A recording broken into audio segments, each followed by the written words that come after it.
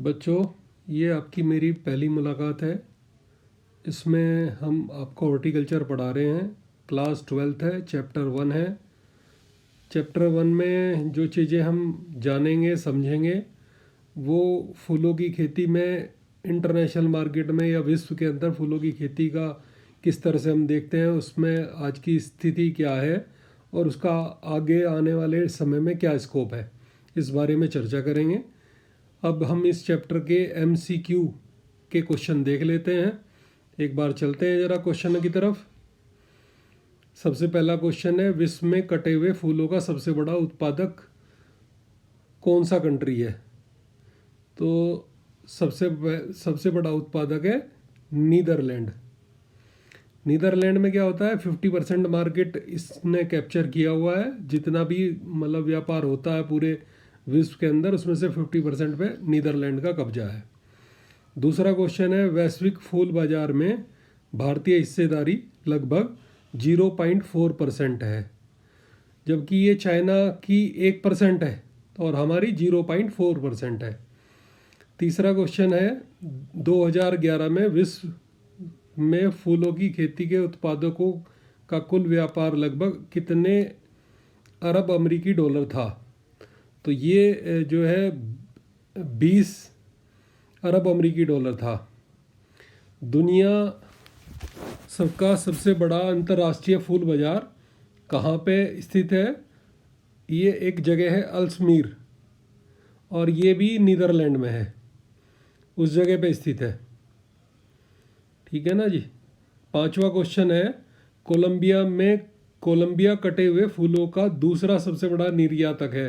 अंतर्राष्ट्रीय फूलों के व्यापार में इसका हिस्सा 15% है।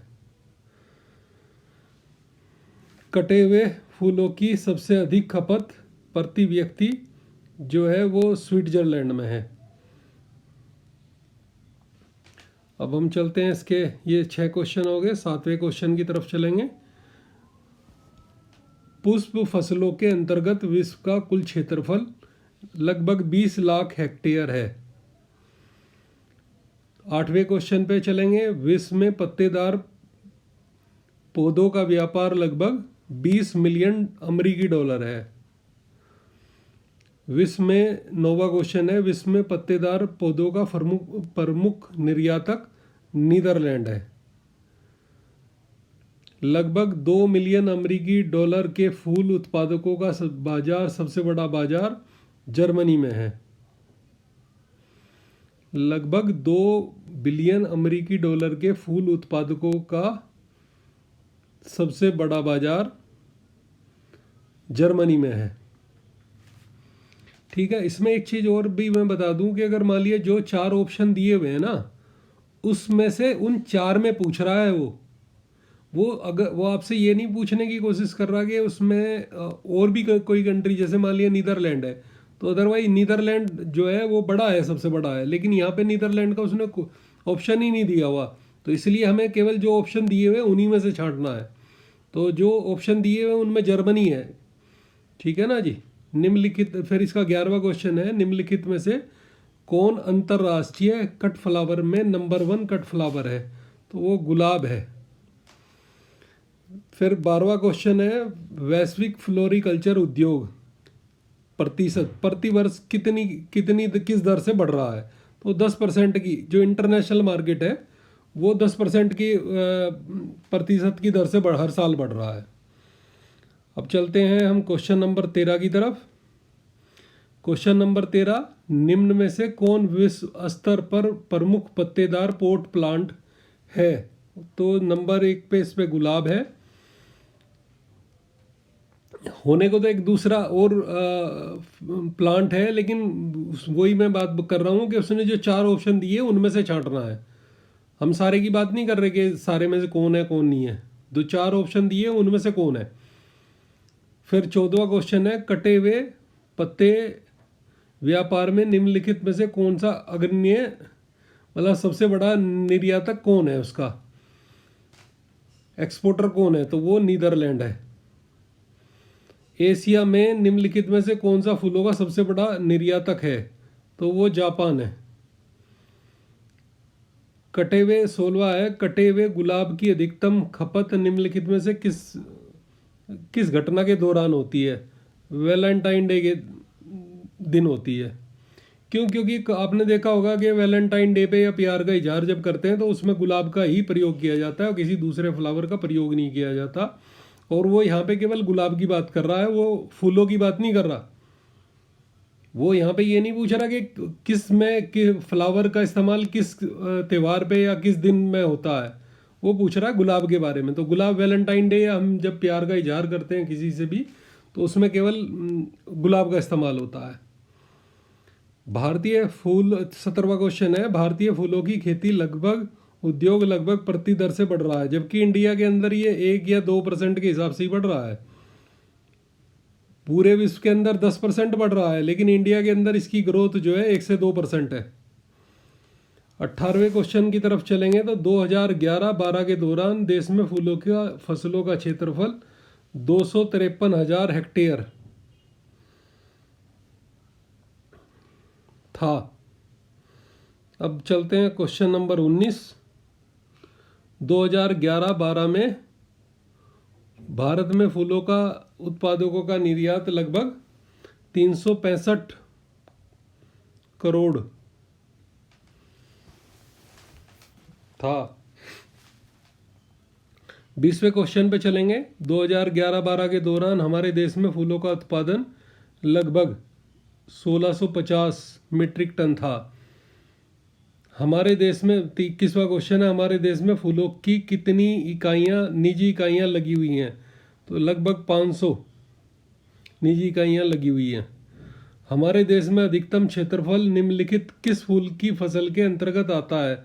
गेंदे की फूल की खेती के अधिकतम क्षेत्र आता है, क्योंकि सबसे ज़्यादा प्रयोग ही गेंदे का होता है, तो इसीलिए मार्केट में भी सबसे ज़्यादा वही बिकता है।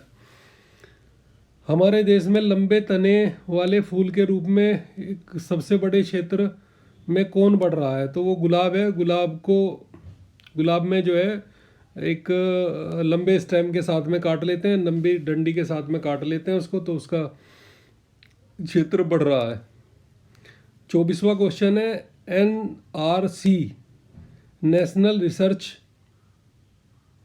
सेंटर ऑर्किड निम्नलिखित में से किस राज्य में है? तो ये सिक्किम में है, गंगटोक है इसमें सिक्किम, तो ये वहाँ पे है। अब हम चलते हैं 26वें क्वेश्चन की तरफ। तो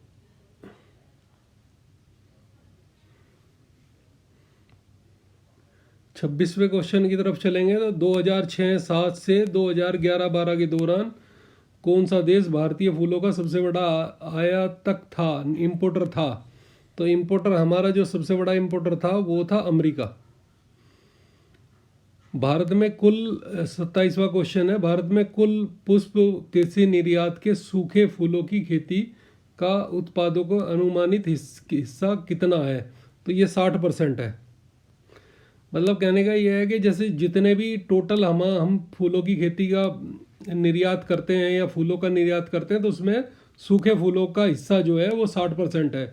बाकी 40% में जितने दूसरे फूल हैं, कट फ्लावर हैं, उन सब का इस्तेमाल होता है। तो 60% का हिस्सा जो है वो सूखे ड्राई जो फ्लावर्स होते हैं उन्होंने कब्जा किया हुआ है उस पर। दिल्ली में फूलों की मंडी का सालाना आंकड़ा लगभग 500 करोड़ है। टोटल अगर मैं बात करूं तो पूरे जो देश का हमारा जो फ्लावर का व्यापार है वो 1000 करोड़ रुपए सालाना है।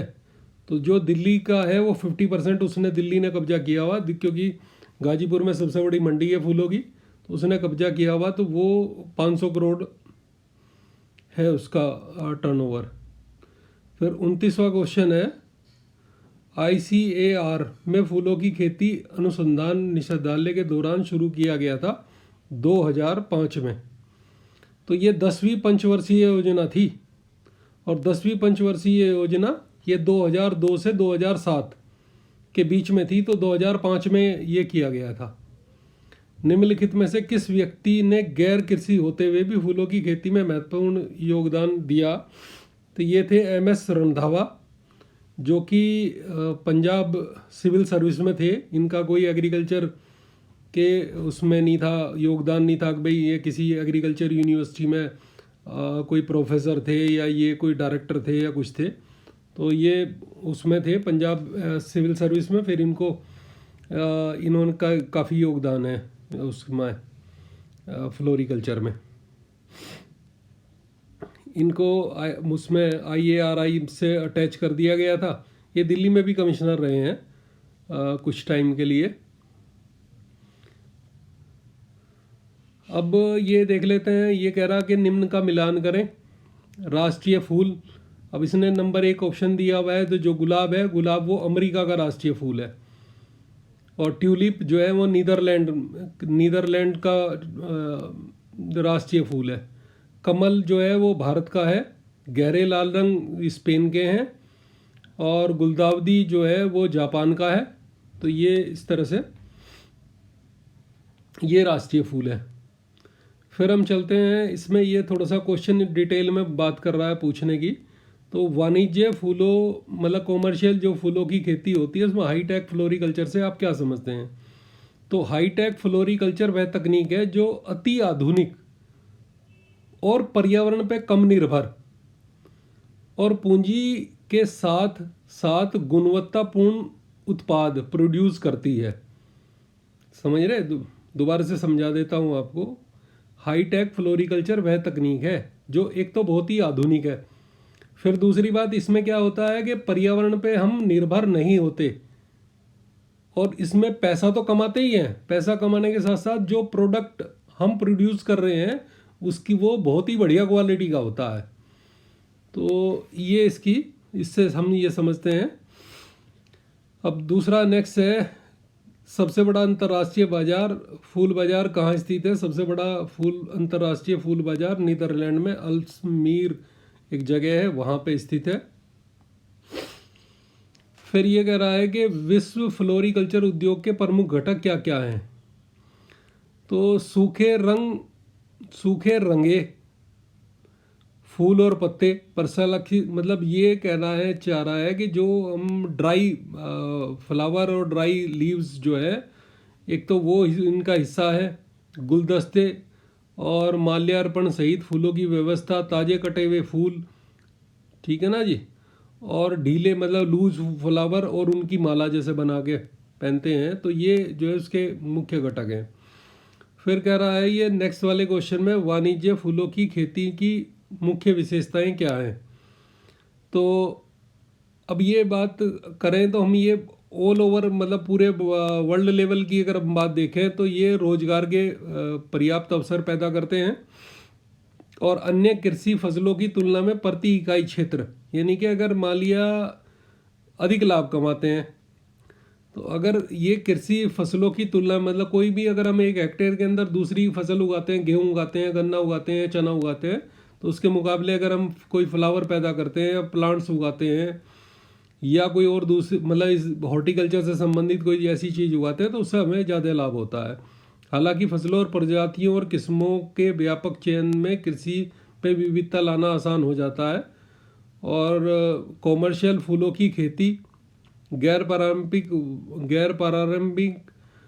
वस्तुओं के निर्यात की उच्च संभावनाएं, इंडोर आउटडोर स्थानों का सौंदर्यीकरण, प्रदूषण से मुकाबला कर तेजी से बिगड़ते पर्यावरण में सुधार, फूलों की खेती में लगे हुए व्यक्तियों का लाभ, आनंद, जुनून, रोमांच पैदा करना, जीवन में गुणवत्ता में समग्र सुधार, अस्थायी कृषि प्रणाली का विकास।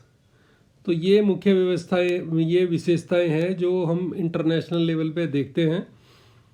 भारत में कॉमर्शियल फूलों की खेती की मुख्य विशेषताएं क्या है? अगर मैं आज की तारीख में बात करूं तो फूलों की खेती में मानव सभ्यता का एक अभिन्न अंग है। दुनिया में एक आम कहावत है कि एक बच्चा फूल के साथ पैदा होता है और फूलों के साथ बढ़ता है और अंत में फूलों के साथ विदा हो जाता है। इस बात का मतलब ये है कि जैसे वो कोई बच्चा पैदा होता है तो हम उसकी खुशी में गुलदस्ता या कोई एक चीज़ ऐसी लेके पहुंचते हैं। फिर जो है उसके बाद में जैसे जैसे वो बड़ा होता है उसके जीवन में बहुत सारे ऐसे अवसर आते हैं, किसी से प्यार करता है तो वो फूलों का आदान प्रदान होता है उसके जीवन में। अंत में जब विदा हो जाता है तो हम फूल चढ़ा के उसको विदा करते हैं।